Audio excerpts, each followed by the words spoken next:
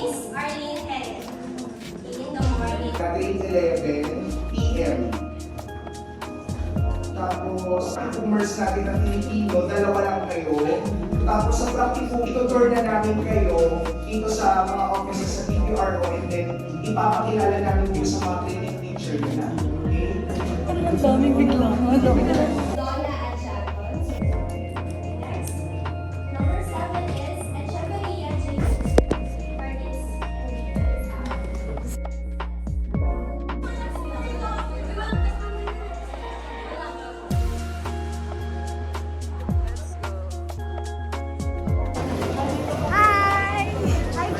Hi, vlog!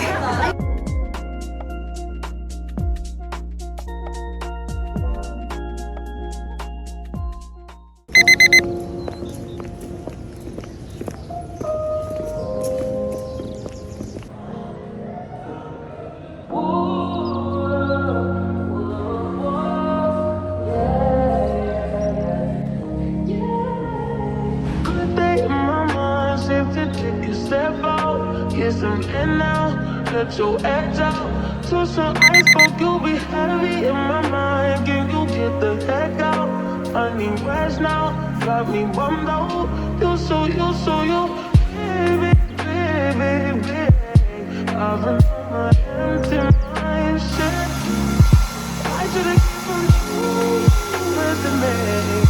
I will be happy, listen me.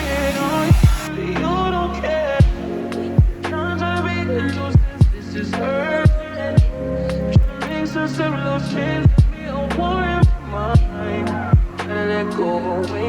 He was holding me. Choose the rise, but it will bring up in front of me.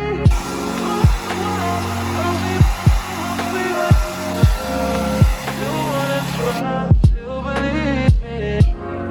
Put that hands on his inside. Put them in the mind. Show me your mama fears my lemon. Ain't since I disappeared. If you let me, feeling like Jericho, feeling like Joe, but he lost his shit. Got a on my cross to be alone. Like ooh, way to kill the fool. No, you like that shit. Ooh, baby, baby, every on.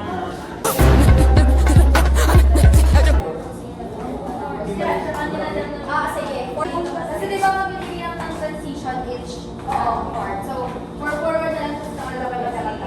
Good luck!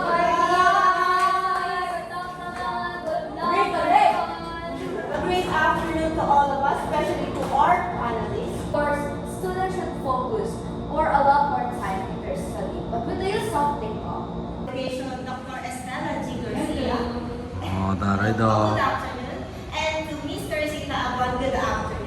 I am Mary Chris Arabanal, the lead researcher of this group, together with my co-researcher, Ms. Raylene Abon. Affects the students when it comes to their study habits, with their time management and productivity. Got it going on, got it going on, got it going, got it going, got it going, got it going. When the pimp's in the crib, ma, drop it like it's home. Let's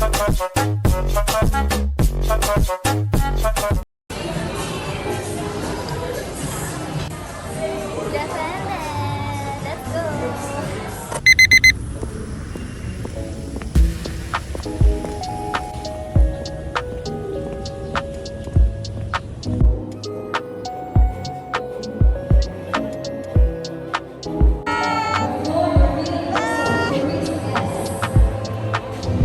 Eureka Zale Chanel C. Morales Siren G. Manzano.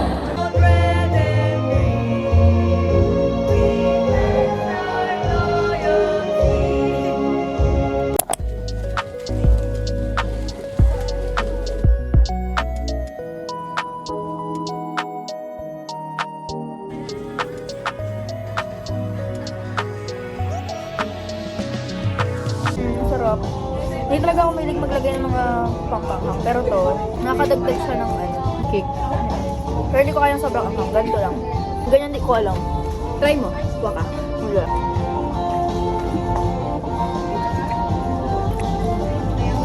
Sarap. Ikaw na kailang hours ka na? Mga 21 na ako. Dami. Kasi nag-ano kami nito 5 hours kami minsan.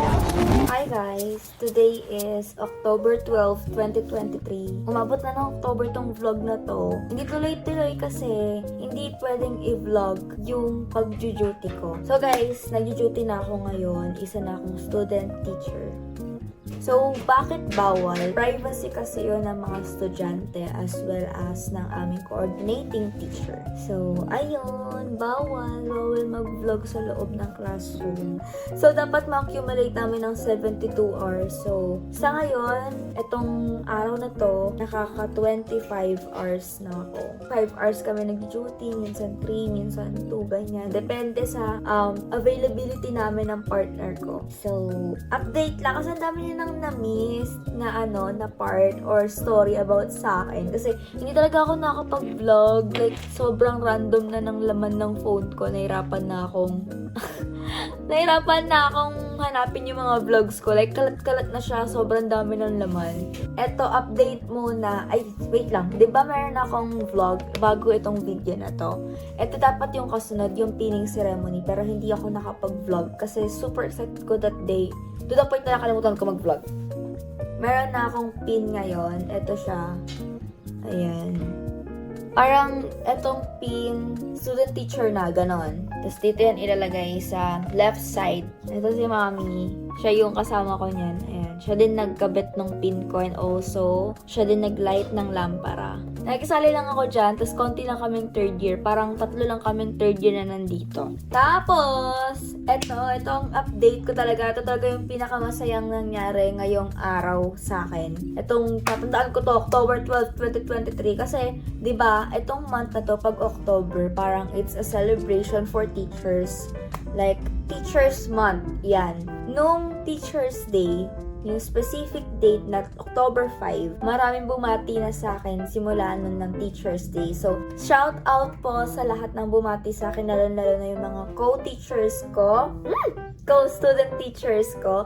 Thank you so much sa inyo. Happy Teacher's Day din. Kanina kasi, ang chika, absent yung city ko kanina, and absent din yung partner ko. So, I have to facilitate the class. Ang ginawa ko earlier, nagpa-quiz ako and then merong particular section na parang I feel na welcome ako. Yung isang estudyante doon, babae siya.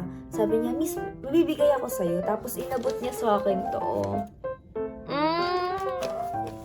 Nung natanggap ko to, parang maluluha na ako kasi ito yung first time na naka-receive ako from my students. Simula nung naging student teacher ako. So yun, i-keep ko talaga to. Ayan, meron siyang date na nakalagay.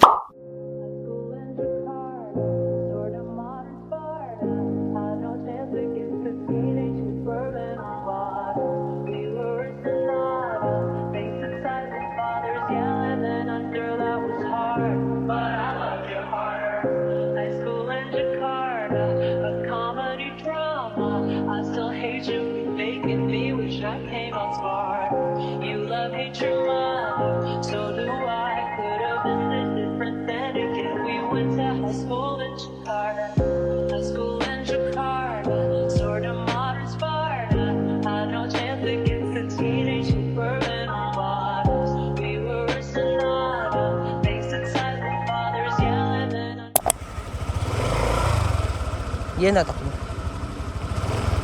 Huwag mo biglayin, iganto mo lang.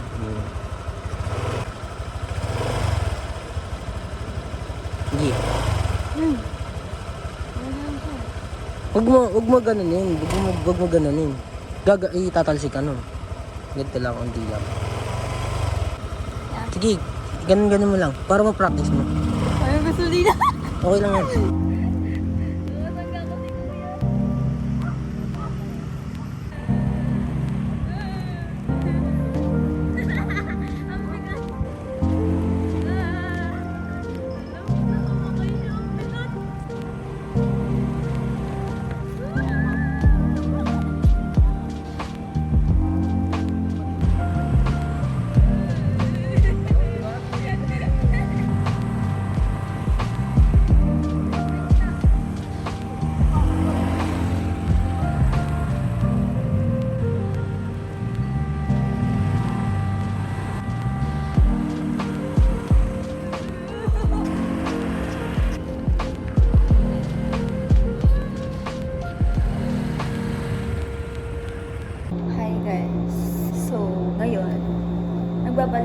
school after Undas break. Nandito ako ngayon sa classroom. In an empty classroom na ako lang mag-isa. And bukas yung dalawang aircon. Wala na kasi yung mga class ko. Umuwi na sila, kakauwi lang nila. And naiwan na lang ako dito. So, pauwi na rin naman ako. Pero I decided na magstay muna to study. Ang dami kong pending na task na hindi ko nagawa nung break. Kasi nag-focus ako sa pagpapahinga. Pinprioritize ko muna yung pahinga nung Undas break and also the mental health break. Kasi the week after nung break, nag-collapse ako. The day after my birthday, collapse ako habang naka-duty. Kasi nung mga panahon na yun, walang tulog. 6 a.m. to 8 p.m. nasa school kami. And then, minsan may tendency na hindi na nakakatulog masyado talaga. Like, pinakamahaba na yung 4 hours. Minsan napasok ko naman ng tulog. Kasi may mga activity pa na need i-accomplish. Nakakapagod and yun nag-cause sa akin ng over-fatigue. When I had a chance to rest, I took it. Nag-collapse ako. Imagine niyo, nag-collapse ako habang naka-duty sa harap ng mga estudyante ko.